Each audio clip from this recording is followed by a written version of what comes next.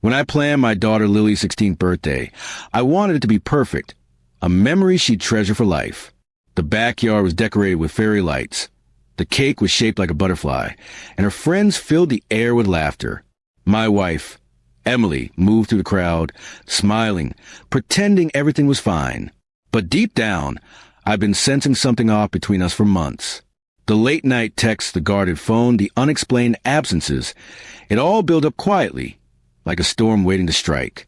My younger brother, Ryan, was there too, cracking jokes, hugging guests, and acting like he owned the place.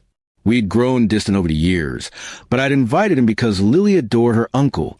She called him her cool uncle, and I wanted piece of the day. I didn't know then that his presence would destroy everything I thought I knew about my family. As the evening went on, Lily stood in the center of the yard, surrounded by everyone she loved. I brought out the cake, candles glowing, while guests sang happy birthday. She smiled at me with the same dimple her mother had, and I felt proud, so proud, to be her dad. I had no idea that smile would haunt me for the rest of my life. When the song ended, Ryan raised his glass of champagne. "Let's hear it for my beautiful niece," he shouted. Everyone clapped, cheering, until he added, "And for me, the man who actually made this beautiful girl possible." The laughter around him died instantly. A hush fell. Emily's face turned pale. I froze, unable to process his words. "What did you just say?" I asked slowly, my voice trembling. Ryan looked straight at me, smirking. "You heard me, big brother," he said, his tone dripping with arrogance. 16 years, and you still didn't know. Guess now's as good a time as any to tell the truth. Emily tried to speak, stammering, but I cut her off. My body went cold. "Tell me he's lying," I said. Her silence was louder than any answer. Ryan laughed. "Go ahead, Em," he teased. "Tell him about all those nights when you said you were staying late at work." A few guests gasped. My world collapsed right there, in front of my daughter, my family, and my friends. Lily's eyes filled with tears. "Mom," she whispered. Emily reached for her, but Lily stepped back, shaking her head.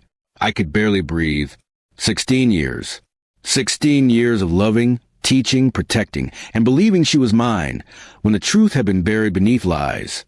I walked away from the crowd, trembling, my mind spinning. Emily followed, begging me to listen. She said it had been a mistake, that it happened before we got married, that she didn't know for sure. But the timing, the resemblance, the guilt in her voice, it all told me what I needed to know. I looked at her and said, "You didn't just destroy our marriage. You stole my fatherhood." Ryan tried to approach me, grinning like it was all a joke. I didn't shout. I didn't punch him. I just looked at him and said quietly, "You're dead to me." Then I went inside, locked the door, and watched from the window as Emily and Lily stood under the lights that suddenly looked so dim.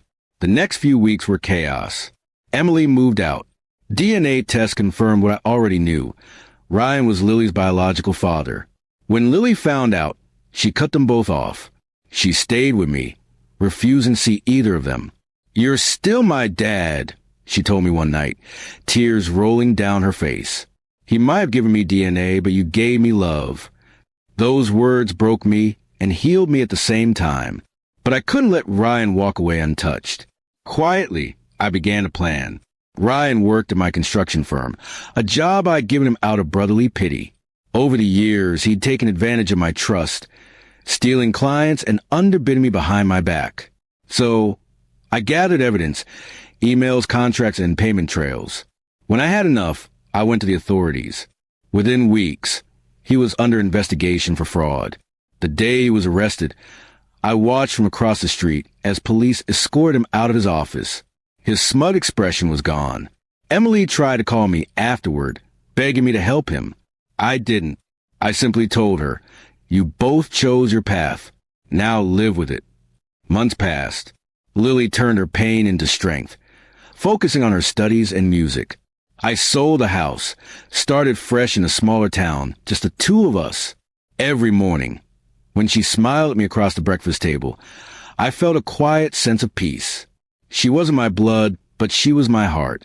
Years later, when Lily graduated, she asked me to walk her across the stage. As we did, She whispered, "Dad, thank you for staying when they didn't." I smiled, knowing that revenge hadn't just been about ruining Ryan's life. It had been about reclaiming mine. Because in the end, the real victory wasn't in destroying them. It was in choosing to rebuild what they tried to break, and proving that love, not betrayal, defines a true father.